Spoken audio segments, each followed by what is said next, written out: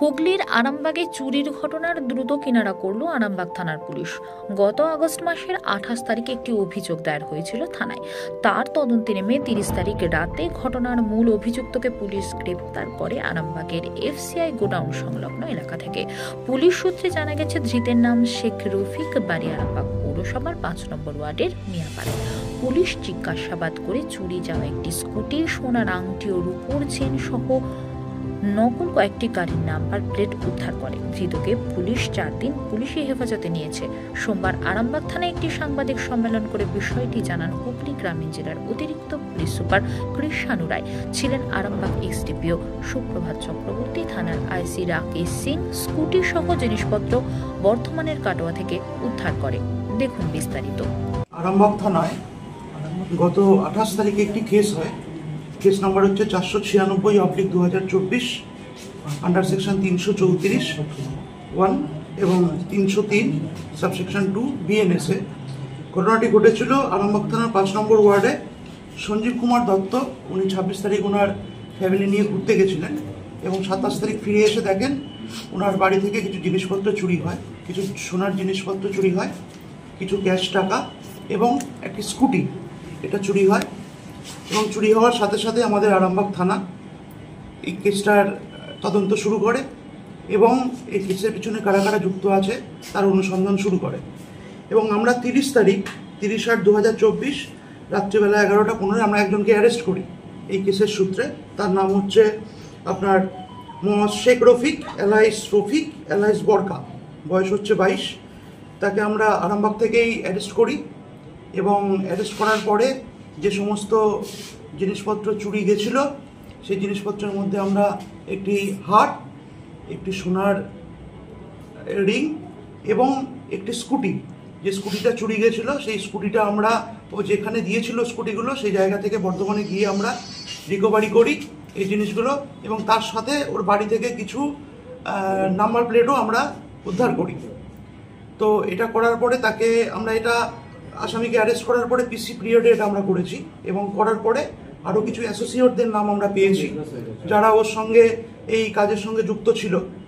তো আমরা ইনভেস্টিগেশন এই যে বাকি যারা যুক্ত ছিল তাদেরও আমরা অ্যারেস্ট করার চেষ্টা করছি এবং এই কেসে পরবর্তী যে ডেভেলপমেন্ট হবে সেটা আমরা টাইম টু টাইম আপনাদের জানিয়ে দেবো।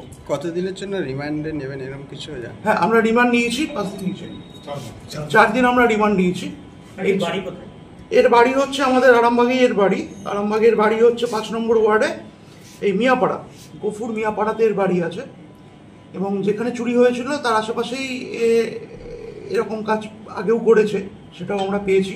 তো আমরা ইনভেস্টিগেশন পিরিয়ডে এটাও দেখছি যে এর আগে কোথায় চুরি করেছে বা আরামবাগ ছাড়া হুগলিতে বা বর্ধমানে অন্য কোথাও এরা চুরি করেছে নাকি, সেই চুরি কোথায় করেছে সেটাও আমরা ইনভেস্টিগেশন পিরিয়ডে উদ্ধার করবো। হ্যাঁ, আমরাও করছি। প্রাইমারি যে সাসপেক্ট আছে আমরা কিছু নামও পেয়েছি যারা বিভিন্ন এলাকায় চুরি করে। তো আমরা ইনভেস্টিগেশনের স্বার্থে সেই নামগুলি এখনই বলছি না, তবে আমরা এই বাকি এদের যারা গ্যাং মেম্বার আছে তাদেরও আমরা অ্যারেস্ট করে পুরো ব্যাপারটা, এদের পেছনে কারা কারা আছে পুরোটা আমরা উদ্ধার করবো।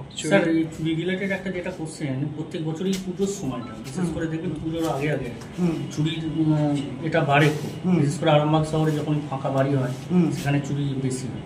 এই বছর আপনারা সেই প্রোটেকশনটা কিভাবে নিচ্ছেন? আমরা প্রোটেকশন যেটা বলছি, আমাদের চুরির অভিযোগ এখন যখনই আসে আরামবাগ থানায়, আমাদের আরামবাগের আইসি সাহেব বা এসডিপিও সাহেব এই চুরির কেসটাকে অন্যান্য কেসের থেকে অনেক বেশি গুরুত্ব সহকারে দেখে এবং আমাদের যে এসওজি টিম আছে বা আমাদের এখানে যে পিসি টিম আছে সেই টিমটাকে নিয়ে আমরা সাথে সাথে একটা টিম রেডি করি এবং রেডি করে চুরির কিনারা যত তাড়াতাড়ি আমরা করতে পারি সেই চেষ্টাই করি। এবং এই কেসগুলোতে, এই চুরির কেসগুলোতে আমাদের আইসি এবং এসডিপিও নিজেরা পার্সোনালি ইনভলভ হয়ে যত রকম সূত্র কিনারা আছে সেগুলোকে অনুসন্ধান করে এই চুরির কিনারা, আপনারা এটা দেখেও থাকবেন যে ইদানিংকালে আমাদের যত চুরির ঘটনা ঘটছে সেই কেসগুলো কিন্তু আমরা খুব তাড়াতাড়ি তার ফল পাচ্ছি, আসামি ডিটেক্ট হচ্ছে এবং আমরা যে সমস্ত চুরি হচ্ছে সেগুলো আমরা খুব তাড়াতাড়ি ডিটেকশন করতে পারছি। তার কারণ হচ্ছে আরামবাগ সমস্ত থানার যারা অফিসার আছে এবং আইসি সাহেব এবং এসডিপিও সাহেব যেহেতু পার্সোনালি এই চুরির কেসগুলো দেখে।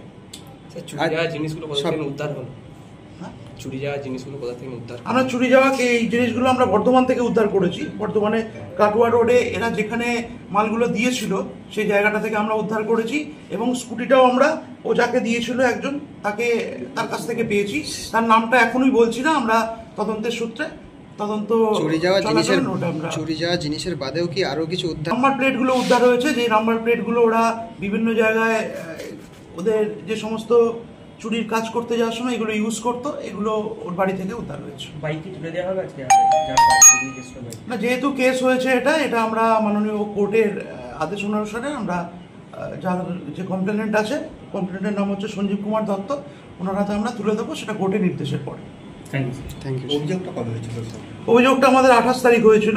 আর চুরিটা কবে হয়েছে? চুরিটা হয়েছে ওরা বলছে 26 তারিখ ওরা গেছিল, এবং 26 তারিখ রাতেই চুরি হয়েছে। আর এই নাম্বার প্লেটগুলো কি আলাদা সব গাড়ি থেকে সব? হ্যাঁ, এগুলো আমরা 31 তারিখে যখন আমি 30 তারিখে একে যখন অ্যারেস্ট করি, তারপরেই আমরা এই জিনিসগুলোকে উদ্ধার করেছি। স্যার, একে কোথা থেকে অ্যারেস্ট করা হয়েছে?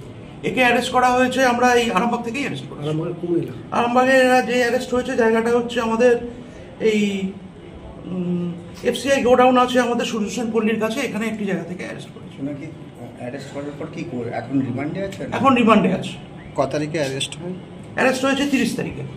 ঠিক আছে।